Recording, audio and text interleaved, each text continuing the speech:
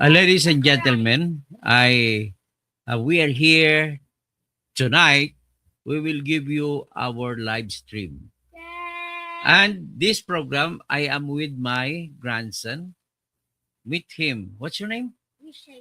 Wish Heaven. And this is a program called Dada Toto and Boss Tony. This is Boss Tony. No, it's Boss Tony Wish. Boss Tony Wish, yes. So, yan ang apo ko. Napaka-smart.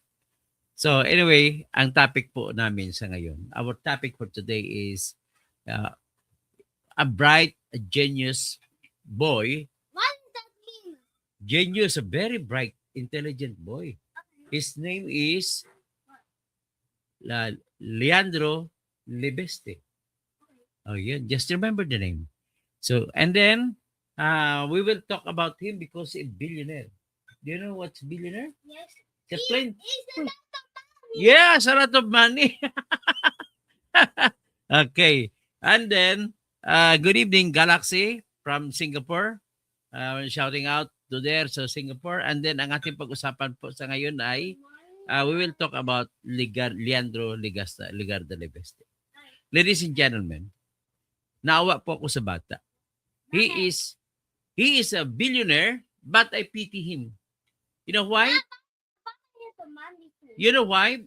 It's because so many people are calling him with bad words. Like, for example, gago. You are bobo. So, they call this Ligarda Libeste as a bad boy. What? Oh, but we have to defend Libeste because he is now being attacked. Okay, yes. Who attack? The big man in the name of Lito Atienza. And then Congressman Tiri Ridon. And then Ombudsman Rimulya. And Is bully a kid? Is bully? yeah, they're bully kid. They're bullying the kid. Oh. And is team army? what army? Is that the army? No, it's not the army. Anyway, this is Boss Tony Wish. Sige, pahayaan niyo muna yung pamangking ko. Watching from Davao, si Jonathan Lago. Love TV Patrol, good. Si Takahashi Rosita, good evening po. So, Maria Villaspir, Villaspit, good evening po. Cheers. Okay. This is go. Nothing fast now because it's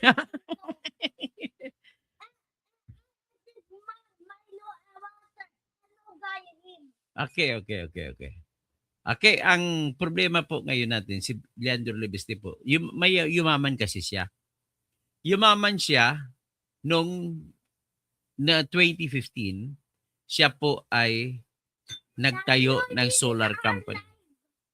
You wanna see my daddy? Yes, nagtayo si Ligarda Libeste, nagtayo po ng tinatawag na solar company. 2015, ang sabi niya, tumigil po siya sa pag-aaral sa Yale University. So, just like that, no, mga matalino, mga bilyonaryo, tumigil sa pag-aaral. I saw the interview with Enrique Razon. Nag-aaral siya sa Lasal noon, 18 years old. Hindi siya nagtapos sa Lasal. Mayaman naman siya, nag-quit siya sa Lasal. So, what did Enrique Razon do? Okay. Don't be noisy.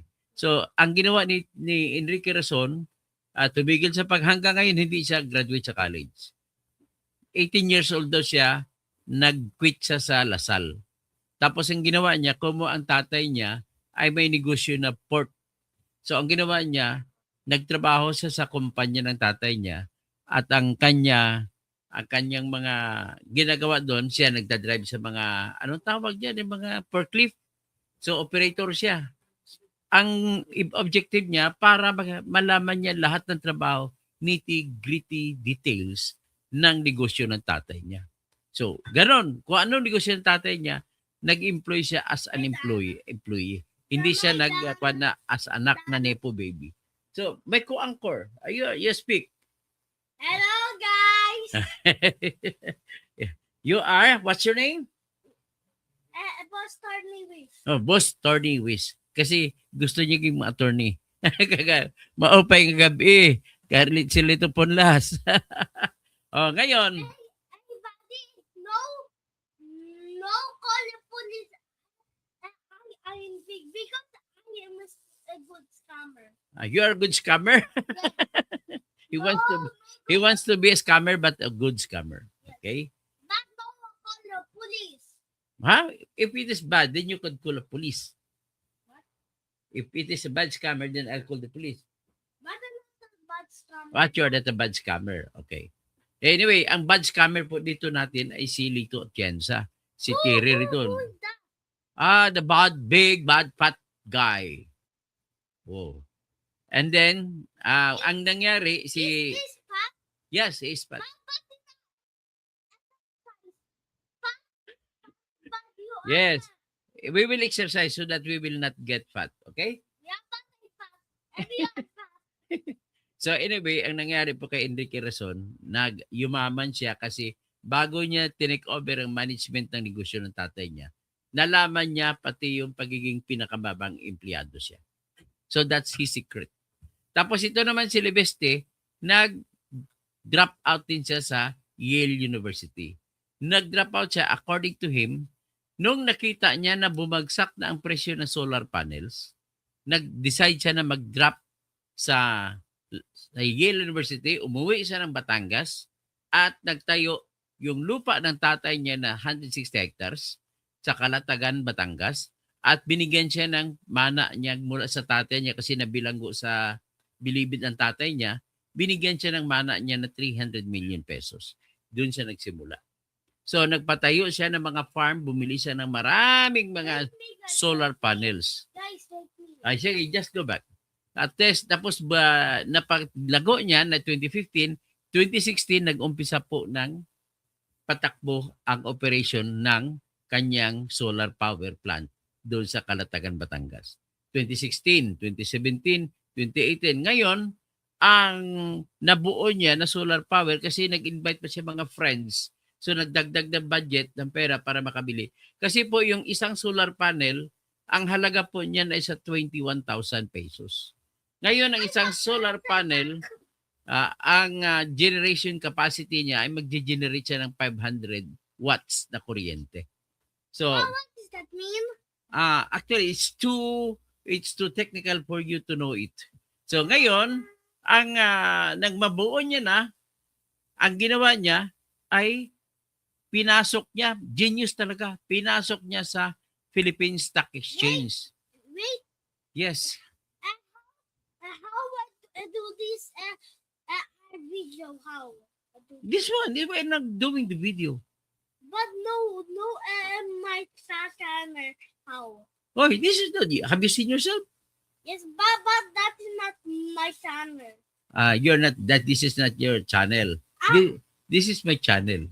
But this one this is my one channel. Okay. Listen. And then, pagkatapos niya makabuo siya, pumasok siya sa Philippine Stock Exchange, si Libeste, at pinasok niya yung tinatawag na initial public offering. Yung mga gawain na ganun po, ay hindi yan dapat kaya gawin ng isang 18 years old tsaka 20 years old. At that time, nag-18 pa lang si Leandro Libeste. So, naging 20 years old siya. Naipasok niya sa initial public offering at nagiging kasapi, pwede po kayo bumili ng shares of stock sa pangalan ng kanyang SP Holdings, Solar Power Holdings Incorporated. Bibiling ako ng stock ng kanya para magiging part owner din ako. Bibili ko ano? I will buy a share of stocks of the company of What Leandro does that Libeste. mean? What that means to say, I would be a part owner of the big company. What is that? The picture. no, You it's- married grandma. Yes, I married grandma. Why that you crack? Yes, That you crack? she's my crush. Okay?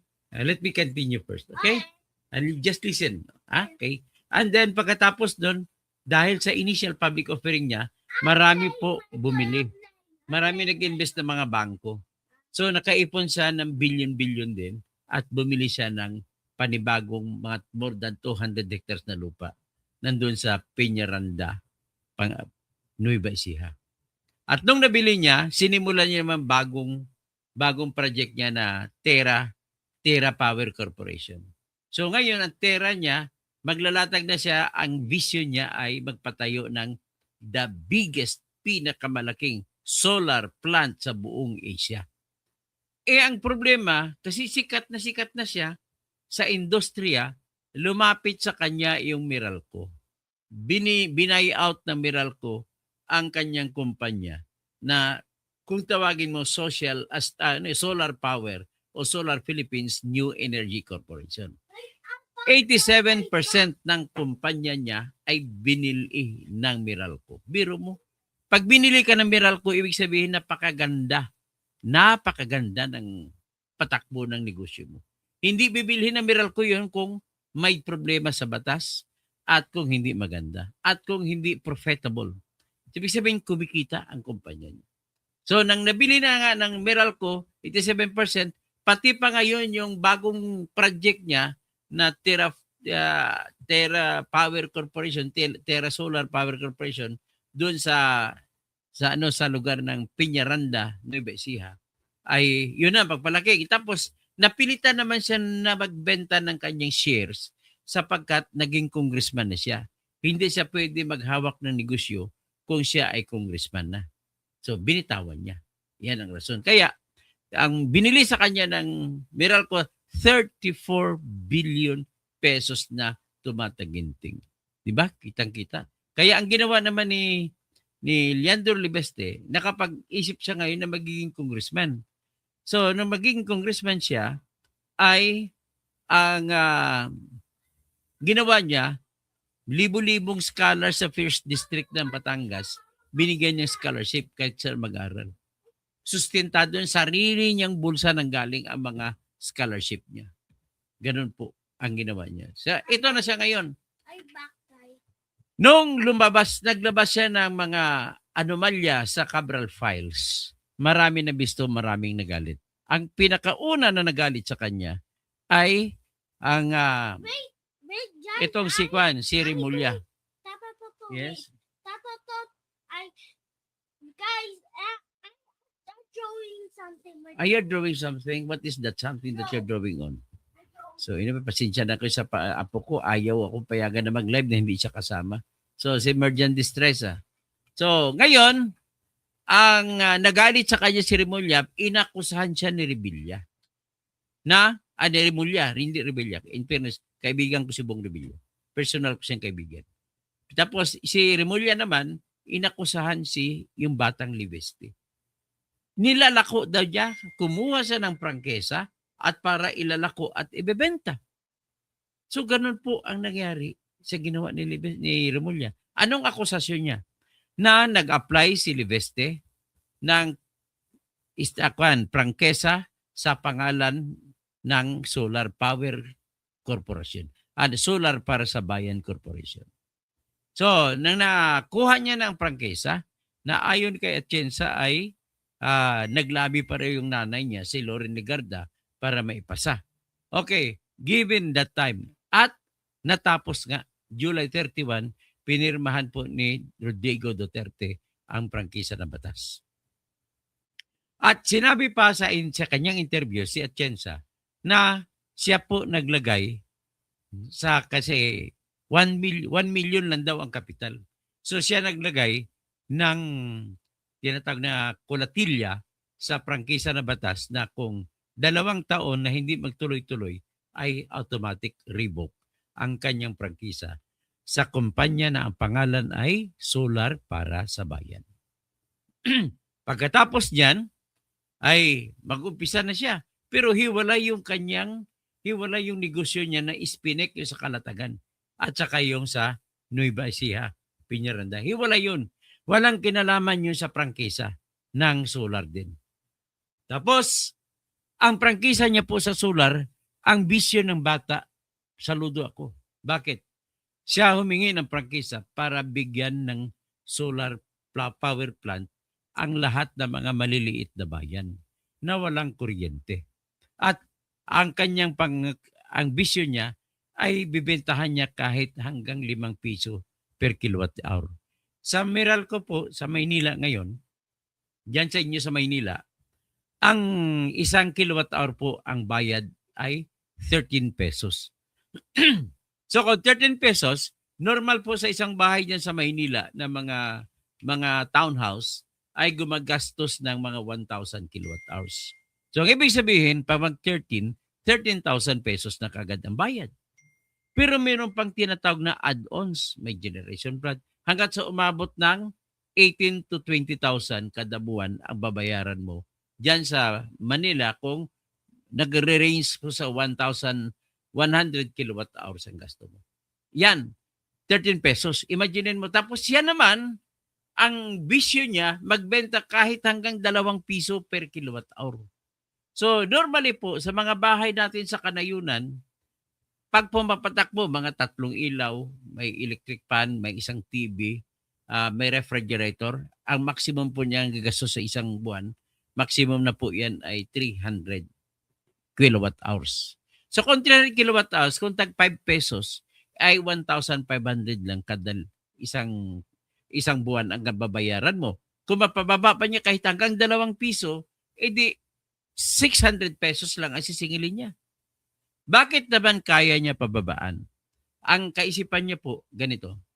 Ang gastos ko lamang pag nagpatayo po ako ng planta na solar ay yung mga solar panels.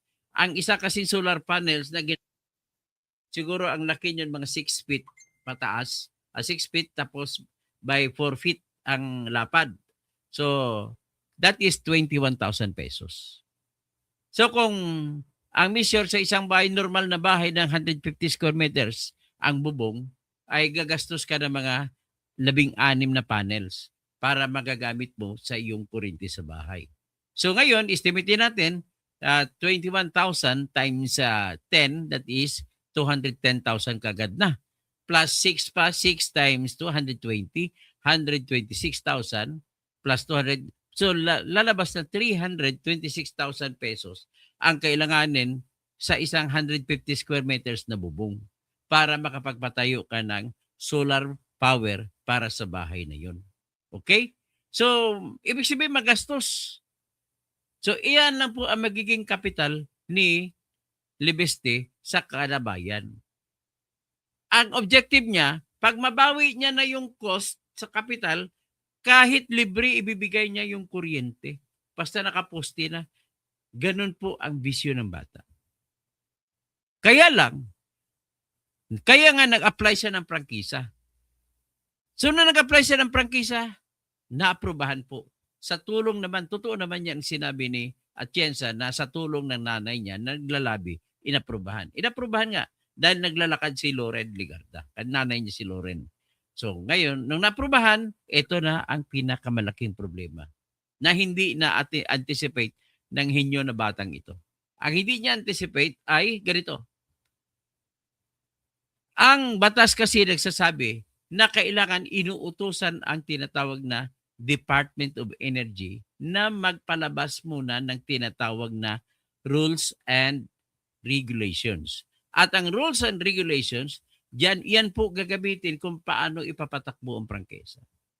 Ang magsasagawa po ng rules and regulation ay inuutusan ng batas na Republic Act 11357 ay ang Department of Energy, ang Energy Regulatory Commission at ang iba pang mga stakeholders na sa loob ng kumpanya, loob ng pamahalaan natin.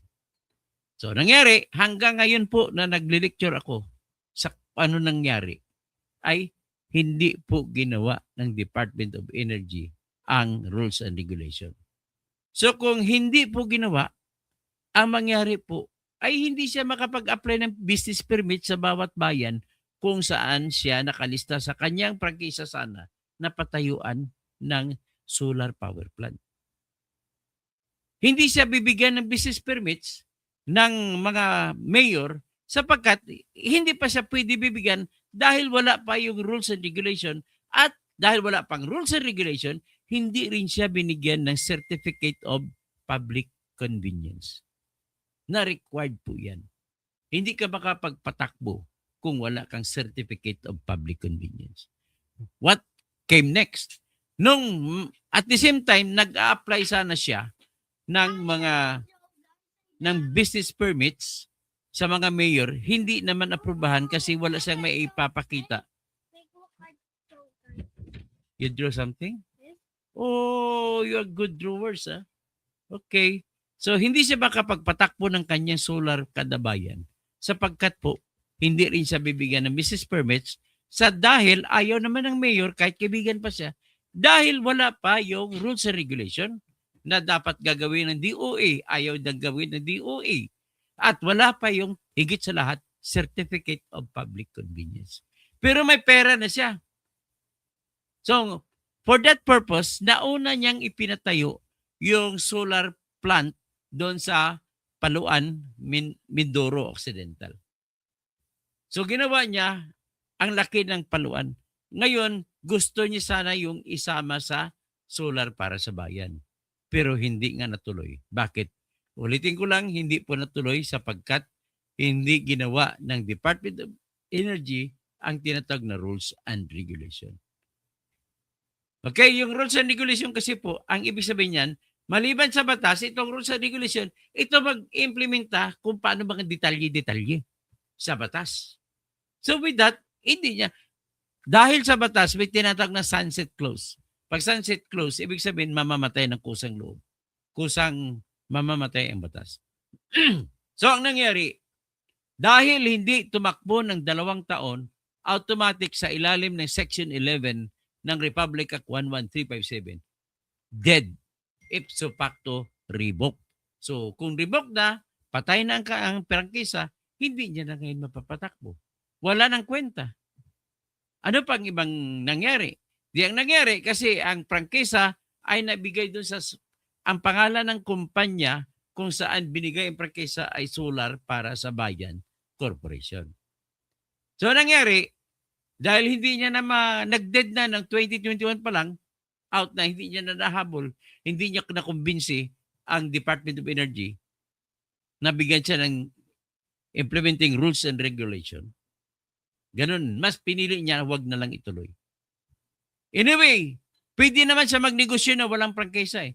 Kaya nga, tuloy-tuloy pa rin habang yung prangkisa na business sana niya ay nagwindang-windang, tuloy-tuloy naman ang negosyo niya na solar plant na nagde-deliver ng 63 megawatt. At nagpapatayo sila ngayon sa Peñaranda, Nueva Ecija. So, I just don't know how many megawatts ang ipaproduce nila dyan. So, to give you a rough estimate, sa ngayon po na nag-usap tayo, binabayaran siya ng 8 pesos and 90 centavos. So, 8 and 90 per kilowatt per hour na maibibigay niya sa national grid. Binibenta niya sa national grid. So, magkano yung 8? Tapos, 60 million watts. 60 megawatt eh. So, 60 million watts times 8.9 pesos. So, ang kikitain niya kada oras ay 534 million sa kalatagan na project. So, ang 534 million naman, i-convert mo, halimbawa, ay napoproduce siya sa 12 hours times, hindi, 24 hours times 24. Ayan, 24 hours. So, ang kinikita niya sa isang araw ay 12.82 billion pesos sa Spinek. So, sana pupunta? Wait, Sinisweldo niya po. This is the Steve real life. Okay. Yes. And Binabayad niya po. and Oy. this is his girlfriend, Steve real life. Okay. Let me speak. Sonic. Let me speak. So, kasi po, ang mga kinikita niya araw-araw, ay binibayad niya yun sa lahat. Ang dami niyang empleyado. More than 20,000 ang empleyado niya, binubuhay niya. So, diyan po napupunta yung kanyang kinikita araw-araw. Ngayon, kung kanyang kinikita araw-araw ang gross income, i-multiply natin sa 365 days. Times 365 days. So, ang kita niya kada taon ay 4 trillion 678 billion 840 million. Yan po kinikita ni Libeste. Kaysa mag-congressman siya, dapat binitawan lang magka-congressman. Kaya lang, yung kitang yan ay babawas din doon ang operation expenses niya.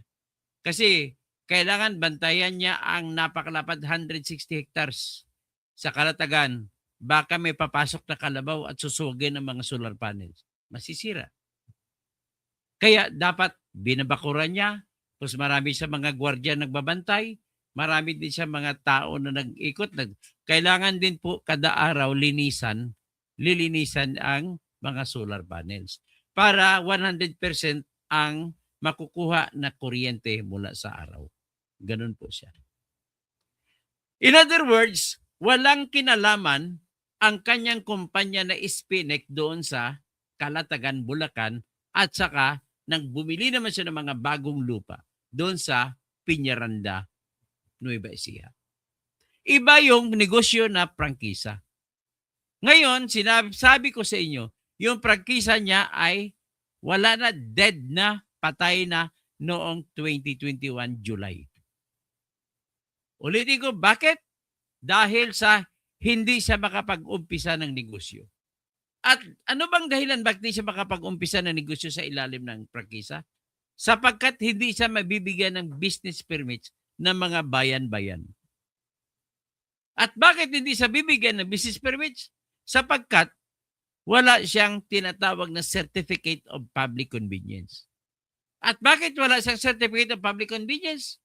Sapagkat hindi pa na gawa ang implementing rules and regulation.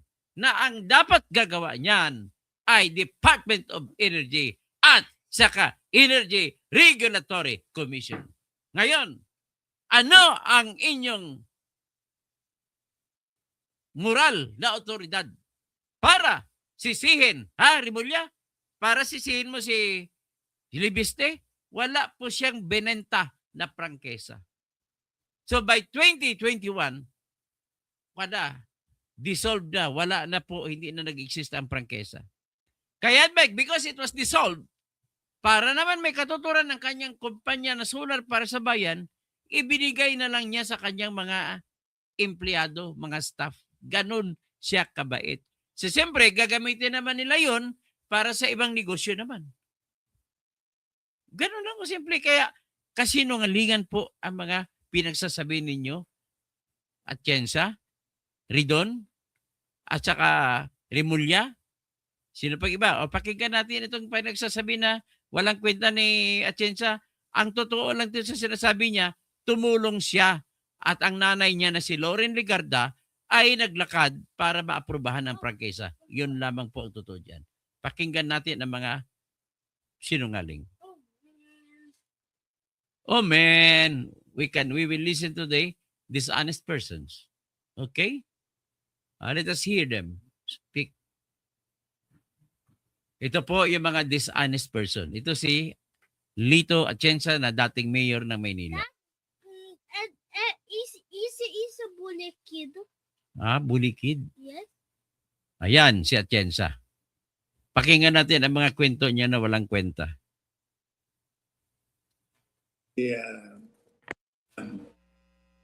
Pinasok agad sa Committee on Franchises. Dahil ang posisyon ko noon ay Deputy Speaker ni Speaker Lord Velasco, I had a way of getting involved in all the committee hearings. Kaya nung pinakikinggan yung application ni Leandro Lerice, ay kasama po ako ron. Nakita ko po yung kanyang mga application papers. 1 million piso lang ang puhunan ng kanyang korporasyon. Immediately, I objected. Sabi ko, ano ba ito? Ito ba'y biro? nag-a-apply na magbigay ng elektrisidad sa buong Pilipinas. Wait, Ang isang kumpanya, ang puhunan ay 1 milyon. Yeah, Kaya this is the kid that we are helping. agad binasura ko. Pero binago agad yung application He's the one papers. bullying the kid. Nilagyan ng 1 bilyong puhunan.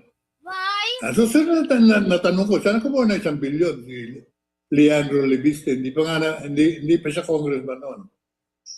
But he was the son of Senator Laurel Legarda, who was the one lobbying very strongly for the approval of the application.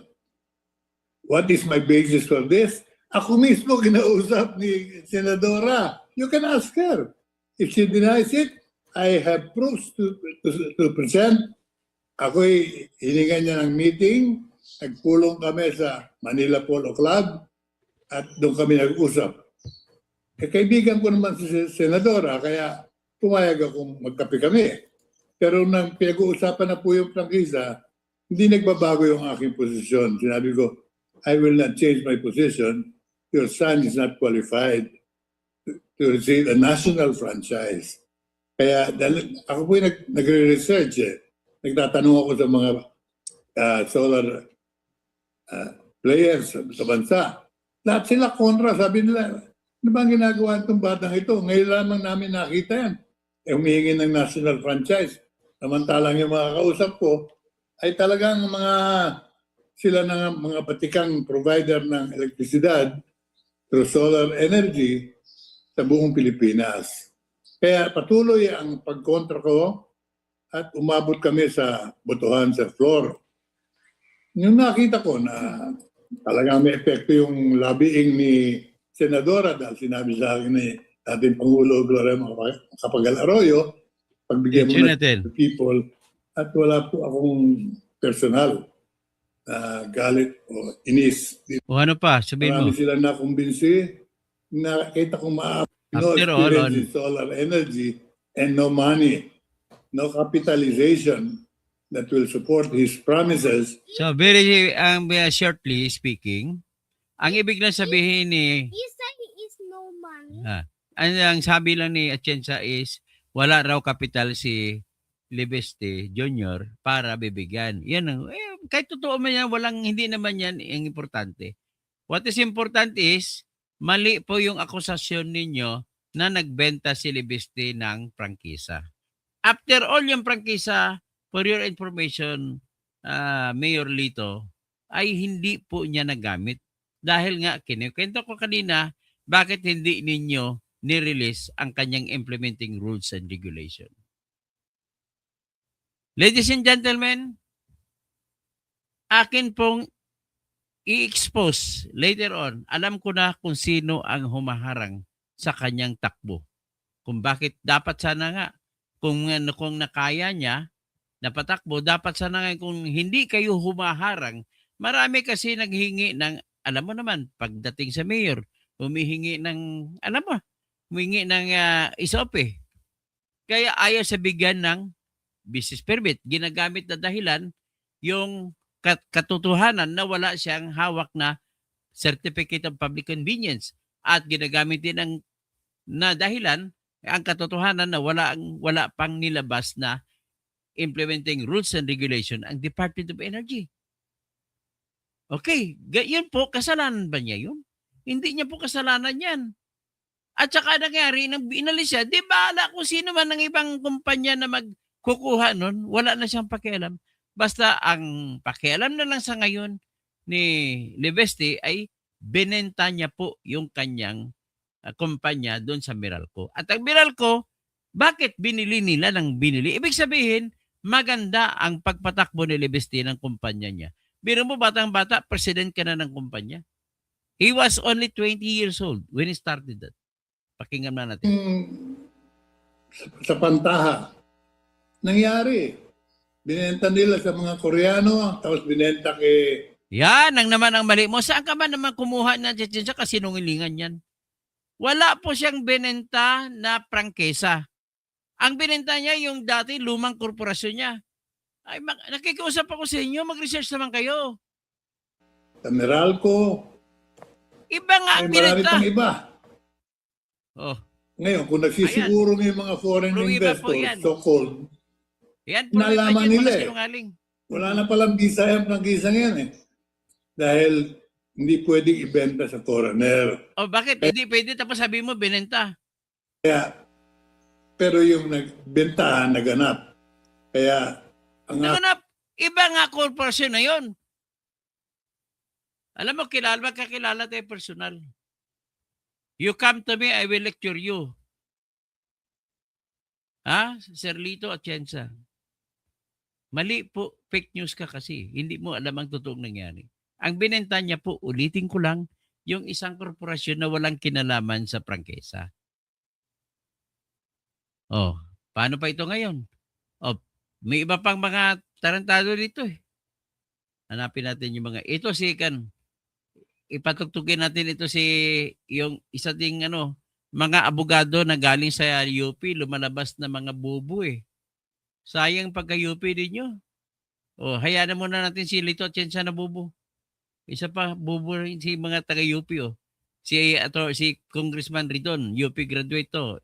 College of Law.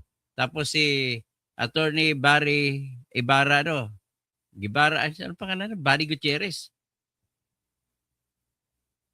Ay, puro kayo mga magsama na isama na lang kayo ni Attorney Jesus Francis, taga-UP rin. Pati ni Dino De Leon, isama niyo mga taga-UP rin. I hold contempt against you because of the acts. Sana mga scholar kayo ng bayan, tapos ganun kayo. Magkano pinagastos ng bayan para sa inyo? Tapos gagawa lang kayo ng kasinungalingan. Congressman Libiste, who has been in the news recently regarding yung kanya Barry ownership. Okay. Magsalita, wala ka pa kasi, Barry, hindi ka nagtitingin ng facts mo, Barry. Huwag nyo nang iboto ito. Dating congressman ito, spokesman ito ni Leni Robredo dati. Kaya huwag nyo iboto. Ito si kaliwa, hindi rin ito nag-check ng facts niya. Si Attorney Eddie Lasierda. Kwento rin ang kwento. Ito lalo sa gitna yung Mr. Bean ng Pilipinas. Si Terry Redon. Firm, di ba? Na apparently, hindi pa siya nagda-divest, di ba? Tama ba? Ano yung divest? Nagbenta ng Meralco? Yun yung... Dalawang several yung mga kumpanyang pinag-uusapan dyan. Yeah. So, pag-usapan muna natin yung prangkisa, yung solar para sa bayan. It was Yeah. granted At wala na yung sa prangkisa. Ano pang sense na mag-usap yung sa prangkisa? Matagal lang na wala yan.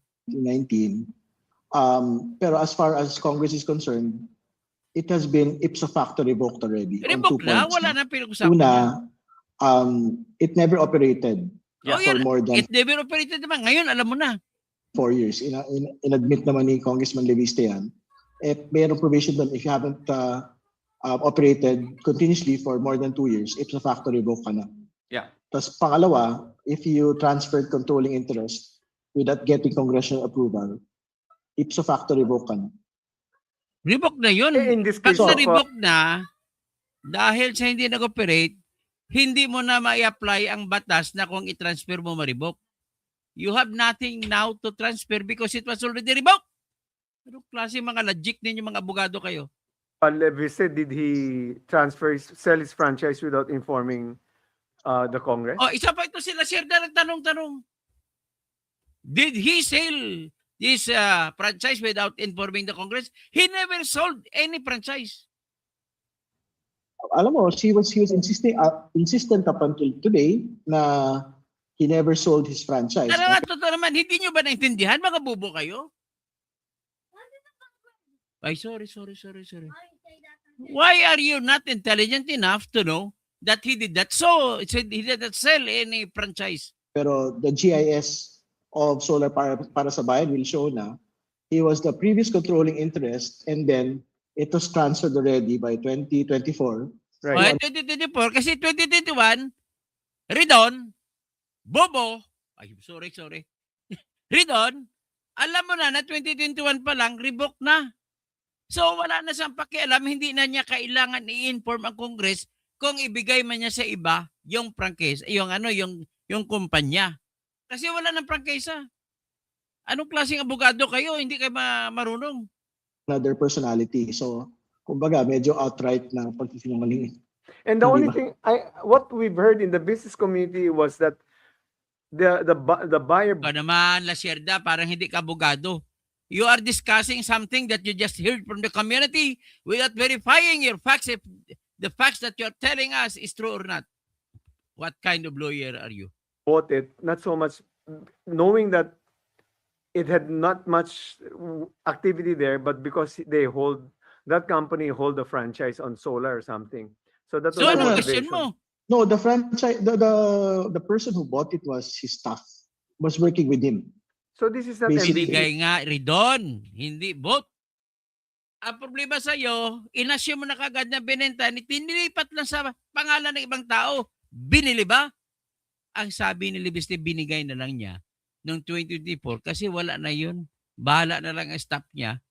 Gagamitin nila kung paano nila ininegosyo yun. That is how kind Libiste is to his employees. The MVP thing. no. This Okay.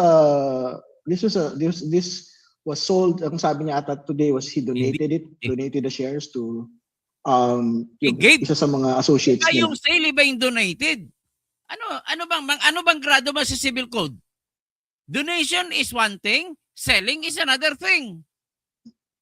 Pero again, if you sold it or you donated it without congressional approval, Hindi na nga kailangan congressional approval ng ibenta niya. Bakit? Bubuto ah.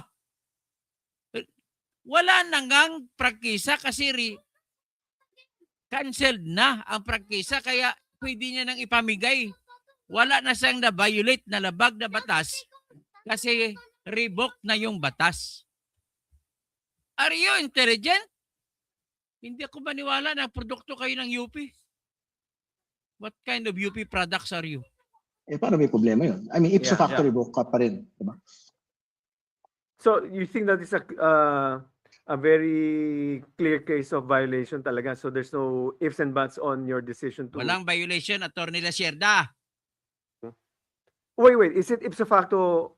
So it's ipso facto revoked. Alam nyo ibig sabihin ipso facto revoke? Ibig sabihin automatically revoked. Kung revoked na yan, you have nothing to violate anymore kasi revoked na eh. Na wala nang hearing yan. Tapos na. we can- Wala nang hearing, automatic yun. Maliban na lang kung i-contest ni Libeste. Hindi naman siya nagko-contest eh. As far as Congress is concerned. Well, we can have a hearing to formalize yung revocation. Ah. Yung franchise committee can... Bubot na talaga. There is no more need for formalization. Bobo ka ba? There is nothing to formalize kasi revoke na. Ay, anong klase mga produkto kayo ng UP? Pinahiya niyong UP. Actually, parang in-admit na rin niya kanina in one of the interviews in the press con na parang alam niyang revoke na yung prangkisa. Oh yeah, parang Alam niya ng revoke, kaya pwede niya nang ipamigay. Get it? You have nothing between your ears. narinig ko nga yun, na sinabi na niya. So we will just have to formalize it. Kasi 2 points yun ng basis for an automatic revocation. Pero yun yung first point, yung sa franchise. Pero yung Solar Philippines niya, which is basically the generation side, parang he was insisting na parang he never got the letters daw. Tarantado ka ba? Iba yun, hindi yun sa prangkisa. Tapos, kung mayroong in-applyan man siya, itong paliwanag niya ridon. Makinig ka. Mahilig kasi kayo mag-discuss, hindi pa nyo na firm up kung anong facts ninyo eh. Do not discuss kung hindi pa nyo alam ang facts. Ang facts of the case dyan, nag-apply siya sa DOA, nag-bid siya na kumuha ng kontrata para magpatayuan niya. But the problem is, they are not even giving him licenses and business permits. Yan ang katotohanan. Dahil congressman ka, yan ang ayusin mo, tanggalin mo yung korupsyon sa ating gobyerno. Yung korupsyon sa gobyerno natin, yan ang nagdaging dahilan kung bakit hindi niya natuloy ang solar para sa bayan. Na sana kung natuloy yon ay dapat sana magkakaroon sana ng kuryente ang ating mga mamamayan sa mga lalawigan sa halagang 4 na piso pababa lamang. Hindi gaya sa Metro Manila na ang bayad ay 13 pesos kada kilowatt hour. Intindihan na ninyo? Anong klase mga abogado kayo? UP graduate pa naman kayo. Tapos ganun kayo magano? nung 24 billion, and it was basically yung Meralco owned Hindi 24 billion, iba ngayon. Hindi nga connected yon. Espinec. Tapos pinaliwanag ni Libeste, maliban sa hindi siya binibigyan ng permit, ang problema niya ay ganito. Hindi supportive ang Department of Energy. Tapos nakiklaim sila na sinusulatan, wala man lang siyang nakatanggap na sulat. Ha? Kung ako nito, sige lang, i-advisean ko lang ito kung ako ang abogado nito ni Libeste, hindi kayo mananalo. Okay? Hanggang dyan na lang muna at magsimba muna tayo. Pasensya na ka, medyo magulo pa ang apo ko. Si Love TV Patrol, BJ Piquero, Galaxy, tapos si Maria Villaspir, si Takahashi, si Love TV Patrol, si Jonathan Lago, si BJ Piquero. Sige lang kung may tres makapasok, pero i-ano ko lang ito. I-ban ko na lang sila. Bububu ka ba, Love TV Patrol? Yun, i-ban na kita. Hindi ka na makabalik dito. Hindi ka nakikita. Okay? Ladies and gentlemen, binaban ko na lang po ngayon yung mga troll kasi maliban sa nagtutroll, minamas reporting din nila ako. So para hindi sila makapag-mass report sa akin, tanggalin ko na sila sa aking channel. God bless po, sabi ni Zumaira. Tapos si Carlito Pornias, maupay nga gabi sa mga waray-waray sa Leyte, ag Biliran, ag Samar. Maupay nga gabi. Nelson Laher, Dr. To, may co-anchor ka na pala. Ayun, namalis ng co-anchor ko. So Sydney, tapos Miss Daisy, gandang gabi. Master, tanong ko lang po, ngayon po nababalitaan si BBM na may sakit. May sakit nga eh. Kaya ang tanong ng bayan talagang, may sakit ka ba talaga? Kasi ang problema, demand namin ni Atty. Libayan, mag-live stream ka, proof of life. Hindi yung interview ko nung kunwari ni Atty. Claire Castro. Watching from Calamba City, Laguna, Felicidad Galicia. Tapos Zomera, tapos si Gamara, tapos Vince Harvey Ramirez. Shout out! Sa Merjan Destresa, yung aking aking kaibigan, dating kliyente. Tapos tawag pamangkin ko eh. Okay, huwag mo tumawag. So galing po attorney ng aming congressman, Libeste. Magaling talaga si Libeste. Biro mo, sa District 1 ng Batangas, ginawa niyang dami-daming scholar, libu-libong scholars niyan. Pag Baker, gusto talaga nilang basagin si Kong Libeste dahil sa Cabral Files. Yun lang naman ang pinakaugat lahat yun. Bakit doon hindi naman yung pinapakialaman? So Bernard Magtibay, Sydney, Achi Martinez, Calvo, walang ngawa. Okay? Gayon, ban ka. Walang kwenta kasi sinasabi mo eh. Ito si Natoy, Hilo Kadutae, ban ka. Yun. Hindi ka na makabalik. Tapos, Encanto Didos, bakit ka tumawa? Ha. Nelson Laher, bakit, pati yan si Matandang Atienza, ayun, hindi ko lang alam kung anong kanyang objective. Raul Lanay, good evening, watching from Hong Kong. Ay, magandang gabi sa Hong Kong. Tito Abel, Libiste, may thrilling. Wala. Pag sikarito to, ban. Tapos, sino pa? Tapos si Efren Gohilde, Socorro Luceño, Baldilos, salamat, Dr. Kausing, Gilly Ramirez, ang cute naman ng apo mo.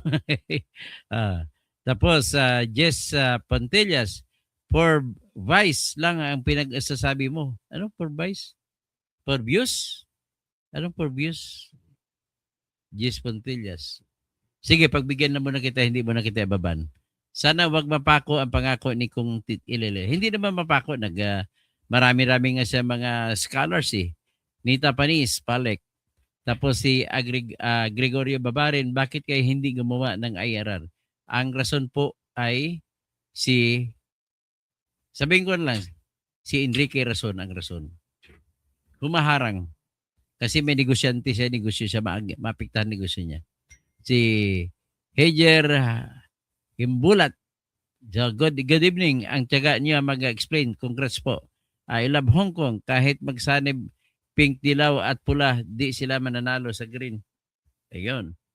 Mindy Cordova, tumanda na sa korupsyon. Flood time. Maniwala ako dyan kasi magaling talaga yan si Atienza sa Manila. Ay, hindi po siya magaling. Hindi po siya magaling. Maraming akusasyon sa kanya ng panahon niya. Bergie Piquero, sabi ni Atty. Libayan, para lang makakuha ng libesti. Romel Bengson, di mapakakailan na dahil sa Cabral Files kaya nagtutulungan gibain si Kong Libestin na imbagabi. Romel, at sa mga kapsat ko, Edgar Nacion, Melchor Dumuran. Wala na kasi pera si Lito. Loreto Chua, bakit gusto madidiis paliwanag mo? Kung gusto paliwanag ko, makinig ka, pero kung ayaw mo, okay naman di ka makinig. Tapos Esteban Wakdan, Gen Z ang panahon ngayon. Ang mga lumang estilo noon ay computerized at social media, tumutugma ng ang buhay ngayon. Si Ariel, paano kaya mapaliwanag ni Congressman De Beste ang 26 million per unit na solar? Depende sa kung laki ng unit. Kung malaki ang unit mo, kasi ang isang solar panel lamang po, Ariel, ay nagkakalaga ng 21,000. Ang isang solar panel na 6 feet by 4 feet. Ngayon, imagine lang 150 square meters na bahay ay 16 na solar panel kagad ang bilhin mo. So mga 300,000 kagad gastos mo. Sa ano pa lang yan, kung 25 million, meron ka pang mga battery na bibilhin na malalaki. Meron ka pang inverter na bibilhin na malalaking inverter. Para yung power mo, yung kuryente, may itatago sa malaking battery. Para paggabi, iyon naman gagamitin pag bato sa mga bahay. Kung umaga, hindi niya nakakain kasi yung actual nakuha na kuryente, yan nagsusupply sa bahay mo kung umaga. Ganon po yan. Kaya depende rin sa laki ng unit, pwede magiging 26 million isang unit. Halimbawa, pang isang unit, 26 million, divide natin sabihin natin, ang effective cost niya is 30,000 pesos.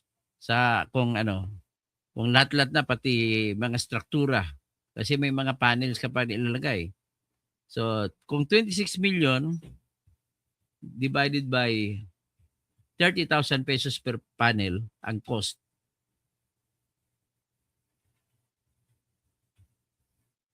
$30,000. So, ibig sabihin po, dapat siyang bumili ng mga 900 na solar panels. So, 900, ibig sabihin, ilan lang yan? So, 900, pagpalagay mo mga 1 meter by 1.5. So, that is 1.5 square meters. So, 900 solar panels times 1.5 square meters.